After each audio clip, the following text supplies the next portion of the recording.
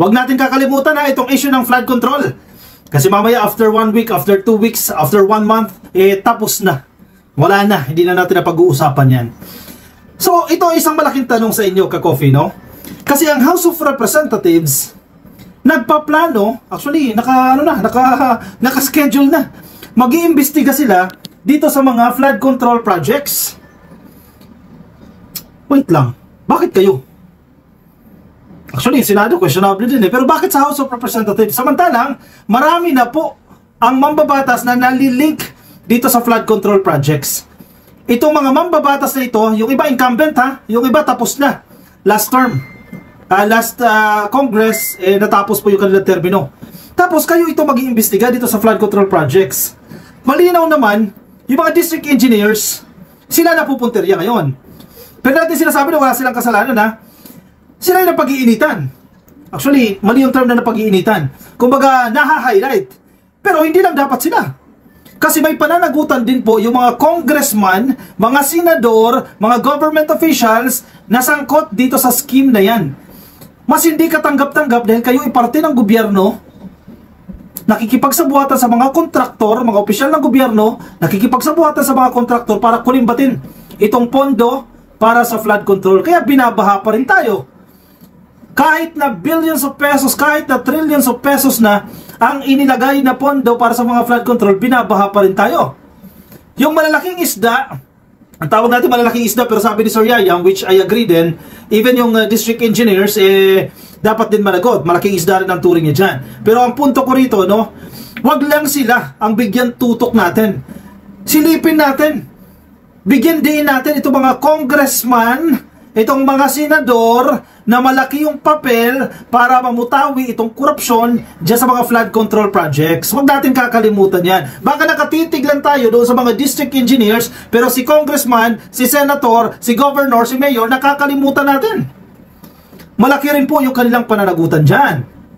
Now, ang House of Representatives may nakaschedule na.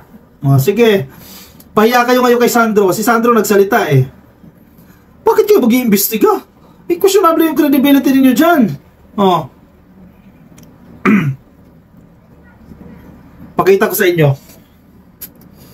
Ewan ko sa inyo kung agree kayo na mag-imbestiga itong House of Representatives, no? Dito sa flood control. Sarili mo, imbestigahan mo. Or kasamahan mo, imbestigahan mo. Parang conflict of interest yan. Parang yung bias yan ay napakatindi. Oh, dito tayo sa Journal News. Oh. Basa! Headline! Basa tayo ng headline. House inquiry on flood control projects to determine effective government interventions and anomalies, sabi po ni Momo. Sige, basahin natin. Surigao del Sur, 1st District Representative Romeo Momo hopes to identify proper government-led flood mitigation projects and hold accountable those behind corrupt practices as he takes part in the House of Representatives inquiry into the country's existing flood control programs. Maganda ang objective. Malinaw naman yan eh. Maganda yung objective eh. In aid of legislation. Pero, sa usapin ng credibility, tama ba na kayo ang mag-imbestiga sa kapwa ninyo? Di ba?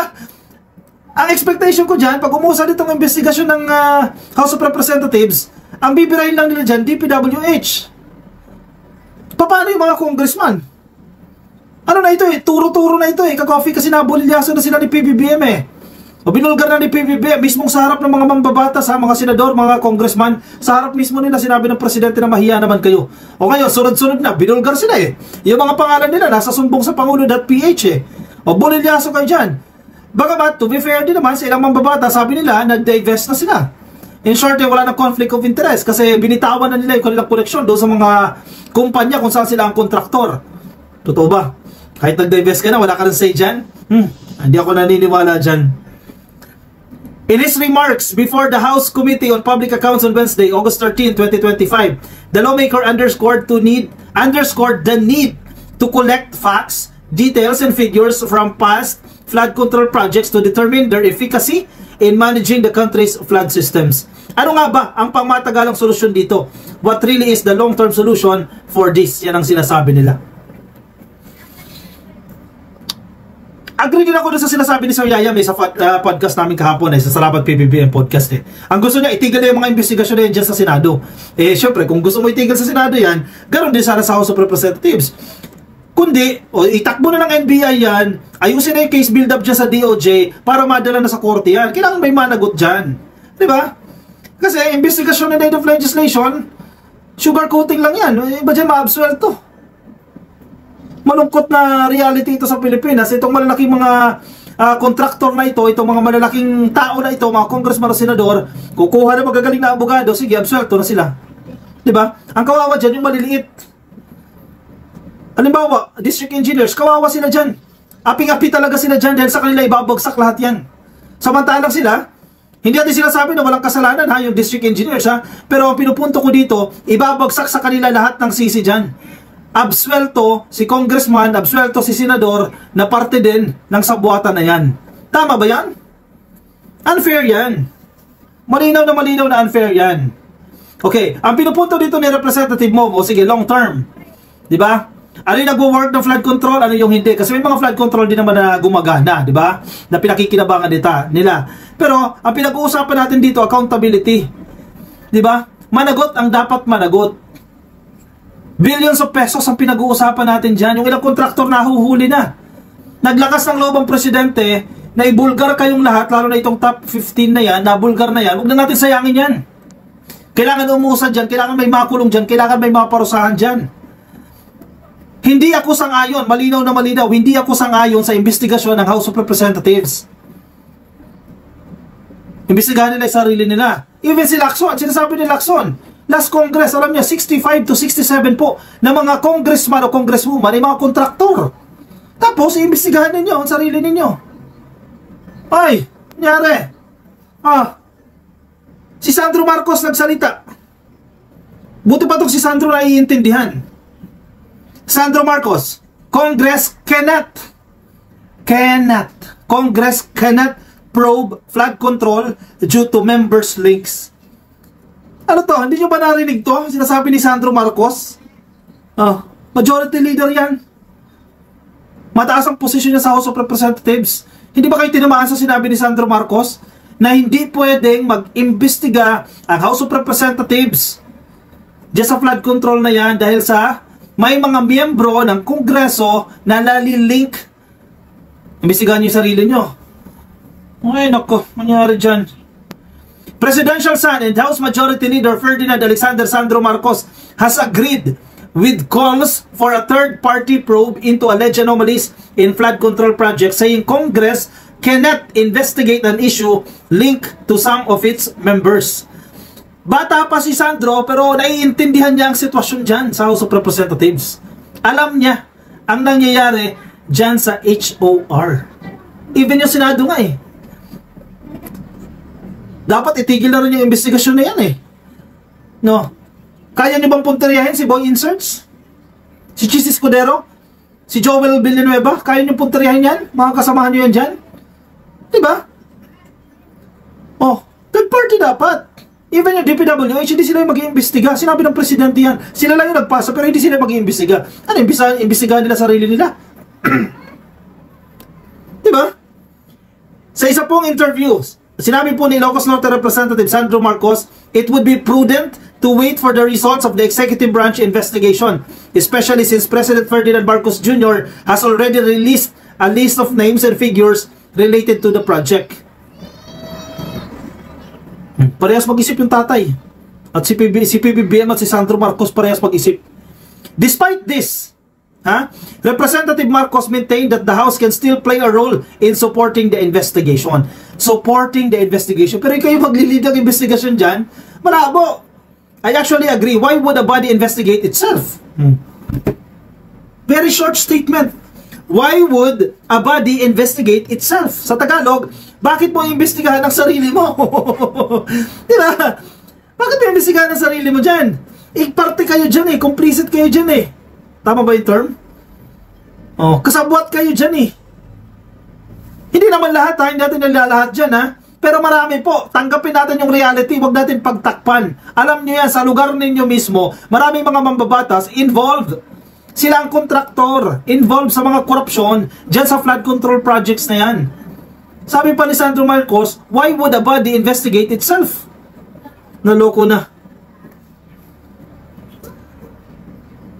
The President already released certain names and figures in his press con the other day. I think what will be happening in the next few weeks, although the House, I believe, should assist in being able to identify where the anomalies are. I think it will be primarily the prerogative of the executive to be able to identify where these anomalies lie, given the fact that, again, an accused, so to speak, is within the legislature. Umaamin si Sandro Marcos. Umaamin siya. The accused, so to speak, is within the legislature. Oh, bulag-bulagan ka pa ba dyan? Si Sandro Marcos na mismo nagsasabi, yung mga akusado ay galing sa amin. Yung mga akusado ay mula sa House of Representatives. Tapos mag-iimbestiga kayo dyan. Oh, sa investigasyon nyo, malinaw na sino ang i-DDN nyo? Mga district engineers. DPWH lang ang i-DDN ninyo. Hindi natin sinasabi na sila lang, ha? Pero paano yung sarili nyo? Hindi nyo dinamay dyan. Absuelto na lang yan. Di ba? Nangyari. Oh, punta tayo dito sa kaso ni Leviste. Ang magaling na mambabatas dyan sa Batangas, no? May pinangalanan siyang Big Fish. Si Leviste, di ba? Sino yan? Si Leviste, pinangalanan ni Leviste, ha? Leviste tags Eric Buhain as Big Fish in bribery. See? Tatandaan nyo, may district engineer na na-trap through entrapment operation, nakulong. Pero, kumbaga sa chess, pawn lang yan. Pawn lang. Yung mga queen, yung king, yung mga horse, yung malalaki dyan, nakasalikod lang yan. Minamanduhan lang yung mga pawn. In short, hindi siya big fish. May tao sa likod na nag-utos niyan. Ang kawawang district engineer, lahat ang sisi sa'yo. Sa kanila lahat ang sisi dyan. Kayo'y mahina eh. Mga pawn lang ang tingin sa inyo eh. Batangas 1st District Representative Leandro Leviste said the arrested Department of Public Works and Highways or DPWH engineer in their area implicated his predecessor during their conversation. Oh, wala nang takipan dyan, ha? Pinangalanan na mismo. Sino daw? Yung kanyang predecessor, yung sinundan niya na congressman. Neophyte Congressman Leandro Leviste admitted on Wednesday night, August 27, that his predecessor, Eric Buhain, naku, no holds barred, ha? Talagang pinangalanan na. Eric Buhain, a former Olympic swimmer, was the big fish he was referring to in a bribe attempt by a local district engineer na naaresto po sa isang entrapment operation. The big fish really here is the district congressman. The Batangas 1st District Representative told Billionario News Channel. Yun, nadali na. Yun din ang pinupunto ko. May small fish, may big fish. Ito mga district engineers, small fishes lang yan. Nagkataon lang na sa inyo lahat masisisi yan. Yung mga congressman, malalaking isda yung mga yan. Alam mo kung bakit napupunto natin ang malaking isda yan?